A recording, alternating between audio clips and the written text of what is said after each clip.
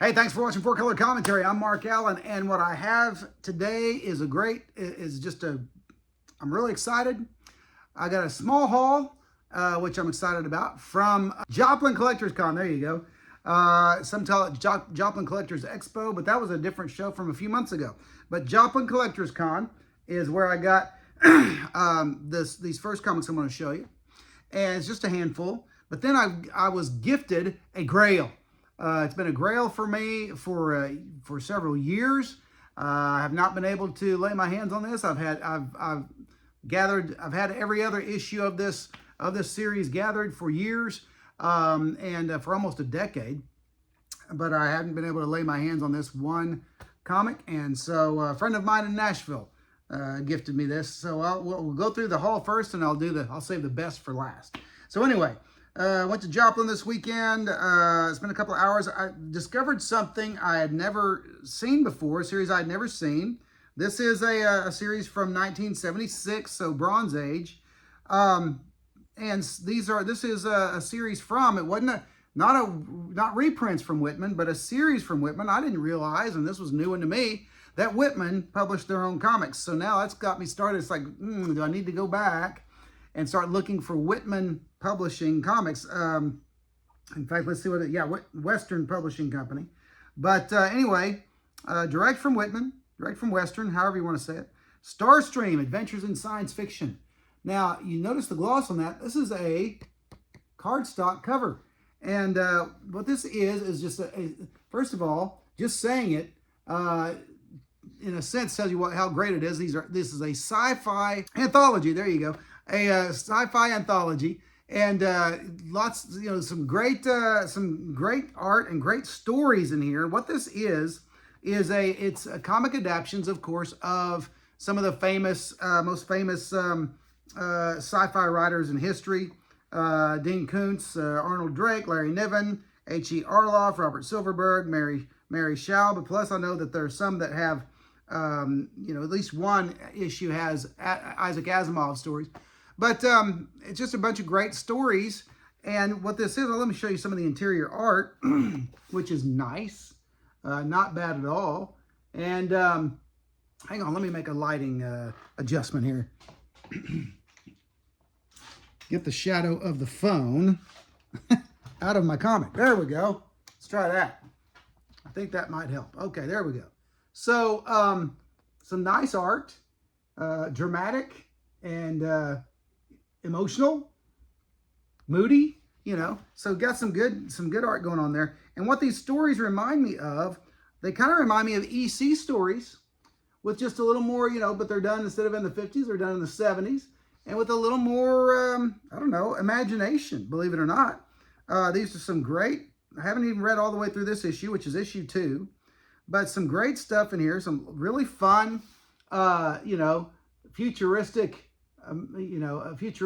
designs and futuristic stories and that kind of thing from the 70s, and what things might have been like in later years, later centuries. And so this guy is actually riding they didn't call it a broomstick, but riding a mechanical broomstick, high-tech broomstick. So just fun stuff.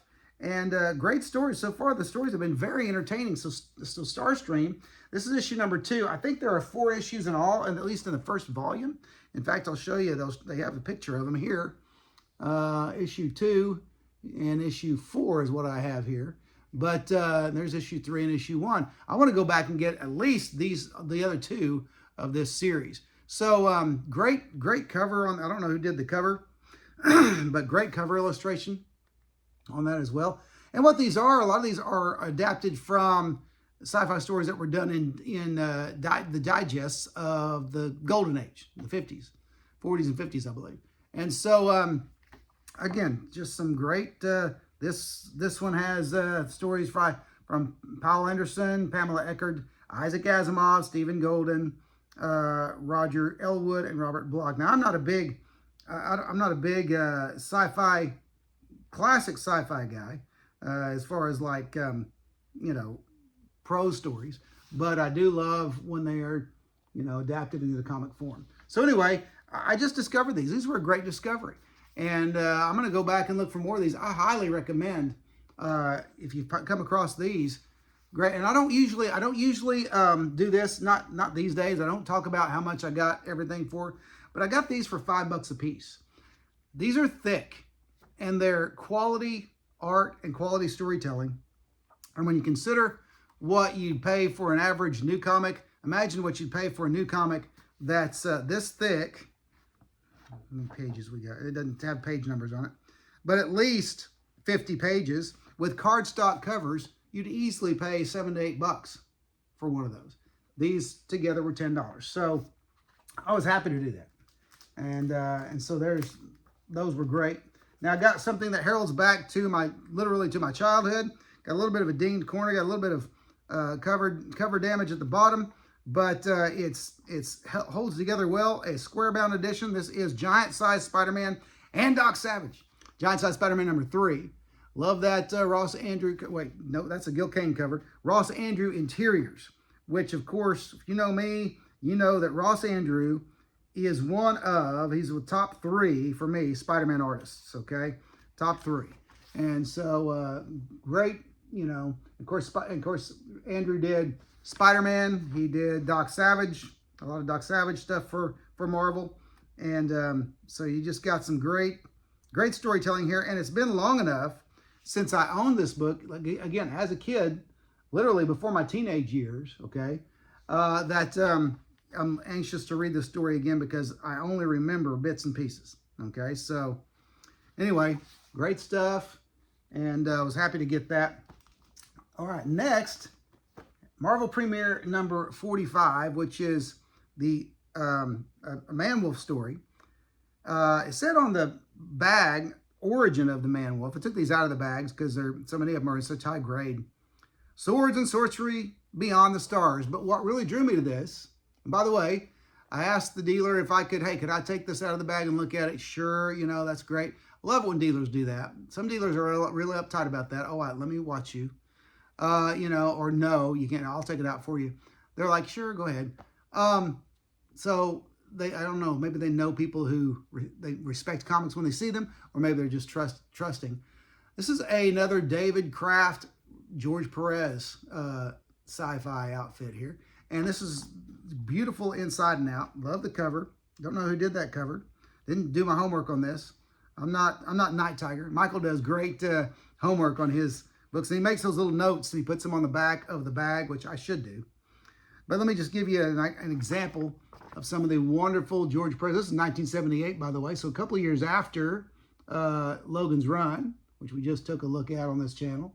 And there's some great, just beautiful George Perez artwork throughout this book.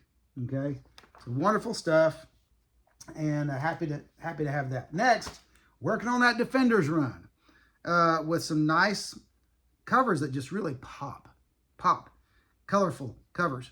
Bright, glossy, starting with Defenders number 2. One of these days, I'm going to grab me a number 1, and I'll have the run of the regular series, or that much closer, I should say. I'm sorry. I'm only going through the issues that the Sal Buscema drawn issues. Okay, so the first 30, 35, something like that. I don't remember. But anyway, great cover, beautiful cover there. Sal Buscema cover, I think. None of these covers so far have the artist's signature on them, so I'm not sure what's going on there. I'm trying to find, here's a great, not first page, but second page spread there. Okay. So great copy of Defenders number 2. And then again, filling in holes on my Defenders run, Defenders number 5.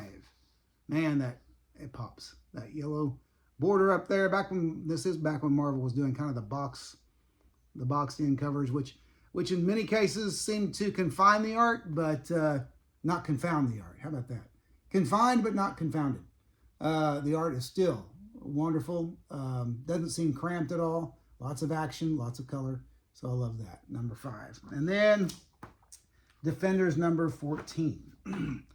Not quite as high grade as the others. A little softer, a little flimsier, if you know what I mean, but still got the gloss A little bit softer corners maybe, but great stuff there. And again, great Sal Buscema art inside. I believe, if I remember correctly, some of these issues, Klaus Janson inked Sal, but I think that's right. But anyway, great, wonderful art in there. Just always loved Sal Buscema's action-oriented style, which was perfect for superhero action. This one is actually inked by Dan Green, which is another great inker. So that's my haul, my small haul from Joplin Comic Con. All right, Collectors Con. There you go.